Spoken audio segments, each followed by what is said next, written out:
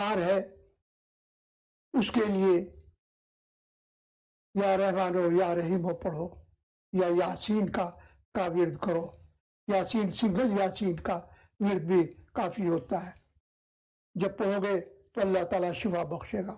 یہ نہیں ہو سکتا کہ آپ یہ کہیں کہ جی میں نے پڑھا کچھ نہیں ہوا، ایسا نہیں ہوتا، کچھ نہ کچھ ہوگا، یا ادھر ہوگا بات یا ادھر ہوگی۔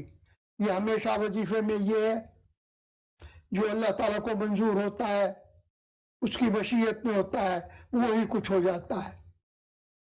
لیکن یہ ہے کہ آپ کا اللہ تعالیٰ وسیلہ بن جاتا ہے، فرشتے آپ کے وسیلے بن جاتے ہیں، آپ کے مشکلات کا حل وہ تلاش کرتے ہیں، آپ کو صحیح رستے پر لے جاتے ہیں۔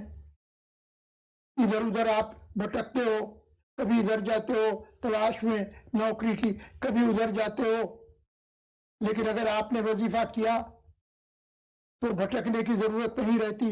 وہ فرشتے ادھر ادھر بھٹکنے سے پھر ایک جگہ لے جا کر کھڑا کر دیتے ہیں کہ یہ رستہ ہے۔ یہ ہے اللہ تعالیٰ کے اسموں کے راز۔